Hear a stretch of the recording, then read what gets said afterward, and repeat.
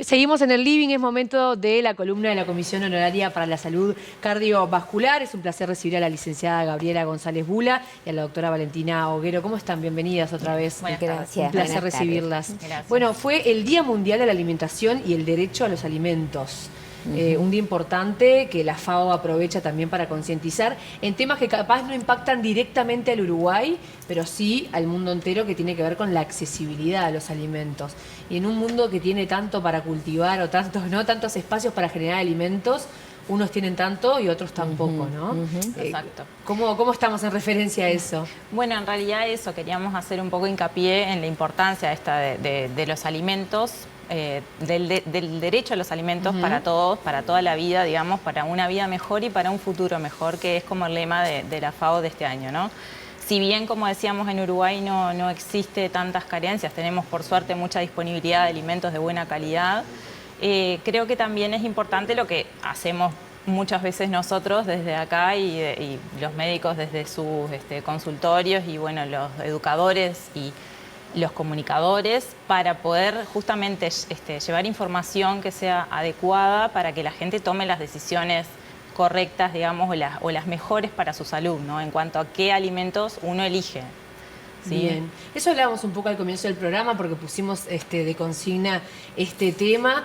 ¿Cuánta información hay a disposición de la gente sobre qué debería comer, qué no debería comer, cómo debería armarse una rutina de alimentación? ¿Qué tanto están nuestras conversaciones cotidianas? Creo que hay mucha información y de toda calidad, digamos. Claro. No toda la información es válida y eso da mucho a confusiones, a trastornos alimentarios y a riesgos de salud también, ¿no? Entonces, bueno, nosotros siempre tenemos una pauta, el Ministerio de Salud Pública sacó la guía alimentaria para la población uruguaya que se adecua a nuestros temas de salud principales, que son las enfermedades crónicas. Bien. Las contempla.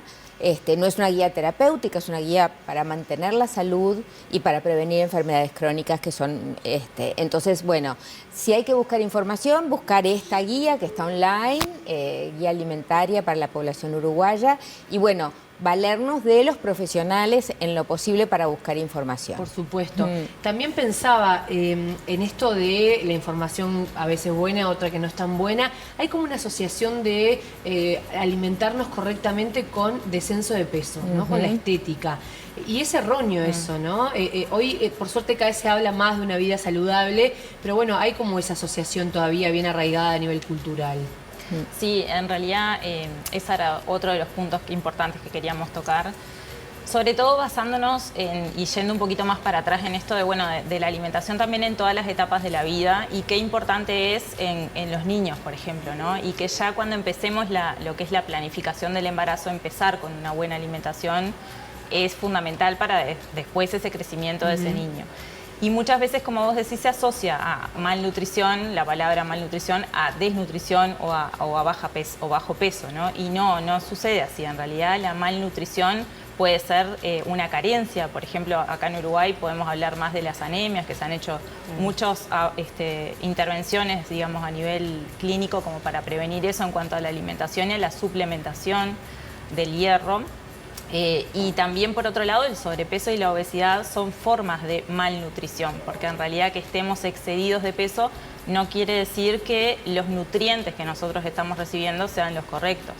Y muchas veces pasa que, bueno, que nos alimentamos de eso, de forma incorrecta, con excesos diferentes, ¿no? De azúcares, de grasas, de carbohidratos, de demás. Claro. Y eso termina derivando en patologías. Otros problemas. Claro, pero como eso es silencioso de alguna manera, por lo menos por un tiempo, es como que prendemos las alarmas cuando nos vemos que subimos de peso y la ropa no nos entra, nos sentimos incómodos.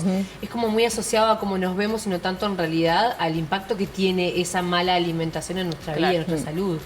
Yo creo que tenemos que pensarlo más así, ¿no? O sea, sacar un poco esos esquemas de obesidad o de bajo peso, digamos, relacionado con el peso, y verlo más con eso, con las patologías, y cómo nosotros podemos también, haciendo intervenciones en nuestra alimentación, mejorando la calidad, mejorar esos factores o prevenir esas enfermedades, ya sea hipertensión, diabetes, no sé, infartos, te diría, si vamos más allá, porque en realidad una cosa lleva a la otra, ¿no? Claro. Esos factores de riesgo pueden llevar después a enfermedades cardiovasculares establecidas. Ustedes han hablado muchas veces, hemos conversado de estos temas, de la importancia de los hábitos, ¿no? Y la educación Eso. alimentaria.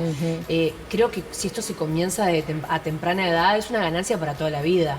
Sin duda. Sí, sí, ahí está. Hay que pensarlo esto como no esperamos a tener caries para empezar a lavarnos los dientes, Claro. ¿no? Entonces, bueno, con esa misma, pararnos desde ahí para empezar a tener esos hábitos saludables que van a prevenir y no esperar a tener un exceso de peso, como tú decís, u otro tipo de trastorno para tomar las medidas. Es más difícil que lavarse los dientes, ¿no? Requiere cierta planificación, requiere ponerle... y requiere tener educación, como tú decís. Entonces, bueno, una sociedad que eduque adecuadamente a la población en general, o sea, que se ocupe de la sociedad, que se ocupe de la educación, va a educar también en salud y para prevenir esas enfermedades, porque justamente son prevenibles desde el embarazo. Exacto. Muchas veces cuando se plantea esto, también la contestación es, bueno, pero comer saludable es caro, no es accesible para todo el mundo. ¿Eso es así o es un mito? Yo creo que hay parte de las dos cosas, ¿no? Hay alimentos que si bien uno los va a elegir y pueden llegar a resultar más caros, también está esto que decíamos con Gaby, que debe haber una planificación, y cuando nosotros tenemos una planificación de las comidas que vamos a llevar, podemos decir, bueno, voy a la verdulería y veo qué verduras hay de oferta, por ejemplo, y La canasta manejarme con inteligente. esas. Eso. Exacto. La canasta inteligente es una buena opción, ¿no? Entonces, si yo ya voy y elijo eso, bueno, con eso, ¿qué puedo cocinar? Y no al revés, ¿no? De pensar, cocinar y buscar ingredientes que de repente o no están acá o son más caros porque no son de época. Exacto, ser como... Eso también lleva a una planificación, que muchas veces en los tiempos que corren no hay tanto tiempo. ¿Qué recomendación? Así nos quedamos también Eso con te iba a algún tip decir. de los profesionales.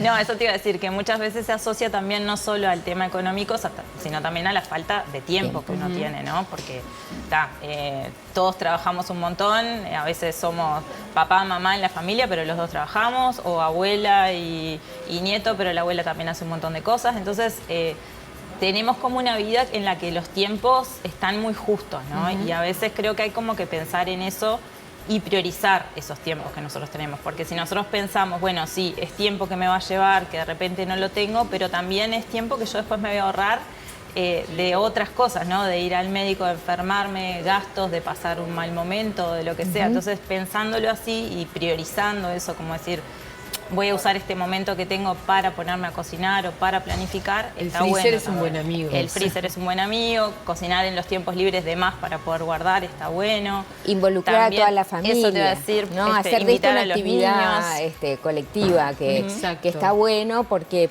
además de ir adquiriendo cada vez más habilidades, todos aprendemos de todos y es muy motivador probar aquello que preparaste justamente. Claro, y además ese tiempo en pantalla podemos una partecita de ese tiempo dedicarlo a hacer Exacto. otras cosas Sí. en familia. Y hasta con la pantalla, porque podemos tener la receta. La receta o al influencer También. de cocina que puede pasarnos algún tip. También. Pensar en tema del derecho, ¿no? Porque está planteado de esa Como forma, un derecho. vaya si es importante. Sí. Y hay algunos grupos donde la alimentación tiene un impacto directo, como por ejemplo los celíacos.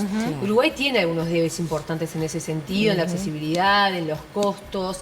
Todavía ese término de derecho no está como a pleno puesto en el ejercicio del acceso de la ciudadanía. Sí. Son conquistas paulatinas también, pero hablamos del derecho a la alimentación adecuada para después ser capaces de vivir y de usufructuar de todos los otros derechos. O sea, si partimos de una base de una alimentación carenciada, no balanceada, que le determina al sujeto un retraso en el crecimiento o una anemia, ya no va a poder ser sujeto de derecho pleno, Claro. porque vamos a estar partiendo esto de la igualdad, de que todos partamos de la misma base, ya no vamos a estar colocados allí. Entonces, el derecho a la alimentación adecuada como una alimentación natural, como una alimentación en base a productos naturales, y es cierto que hay muchas poblaciones que tienen otras necesidades alimentarias, pero todos tenemos esa posibilidad de partir de alimentos naturales, que esto es común a todos, y a partir de ahí desarrollar nuestra alimentación o nuestras preparaciones. Eso es un poquito. En esto que decías de los celíacos, pasa un poco también con los diabéticos, ¿no? que si bien, si vamos como años atrás, yo me acuerdo cuando yo era niña y mis abuelos, mi abuela que era diabética, por ejemplo, era casi inaccesible llegar a comprar esos productos Y había muy poco, o conseguirlos también. Y me parece, bueno, con el tiempo se ha ido ganando mucho terreno en eso y ahora están más accesibles en cuanto a accesibilidad de conseguirlos y a cuanto a accesibilidad de precio. Yo creo que con los celíacos pasa más o menos lo mismo, está como en un proceso de empezar a ver cada vez más casas. De repente tú vas a una fábrica de pastas y hay una fábrica de pastas para celíacos, Claro. que hace también unos años no existía. Sí, mucha Son gente más que además caras, lo pero ha bueno. atravesado y decide emprender a raíz Exacto. de su experiencia. Hay como más información, pero también en eso que decíamos, hay que ser cuidadoso con la información que encontramos en las redes sociales, Sí. a través de internet, Sí, ¿no? Porque sí. no todo es válido. Exacto. Y en cuanto a, con esto vamos cerrando, en cuanto a la accesibilidad de los profesionales de la nutrición, pues también a veces se asocia a que, bueno, es como un lujo poder tener un nutricionista y llevo un nutricionista porque me veo paso de peso o porque soy deportista y quiero como generar una alimentación. ¿Hay accesibilidad para la población en general para que puedan ordenar su vida y su rutina y bueno, y seguir algunos pasos que recomienda un profesional? Eso es muy ideal y creo que cada vez están más accesibles, incluso sin necesidad de tener una consulta presencial, ¿no? Claro. Cada vez hay más colegas que están online, que pueden tener su consulta a partir de ahí. Hay información de colegas en podcast, en distintos lugares, y se los puede contactar. Y bueno, en los prestadores de salud es más difícil de repente acceder a un nutricionista, pero también porque también desde la salud se valora cada vez más, en base a la evidencia, la importancia de la alimentación adecuada para evitar enfermedades o como elemento terapéutico. Entonces la presencia del nutricionista es más frecuente o ya no es tan excepcional la posibilidad de la visita. Bien, ojalá que sigan los avances. Uno mira para atrás, hemos mejorado mucho. También tener estos espacios en la televisión me parece que es importantísimo que ustedes vengan, pongan estos temas sobre la mesa. Está muy bueno y seguramente fue muy nutritivo para la gente. Gracias por la visita, como No, siempre. Gracias a ustedes. Placer.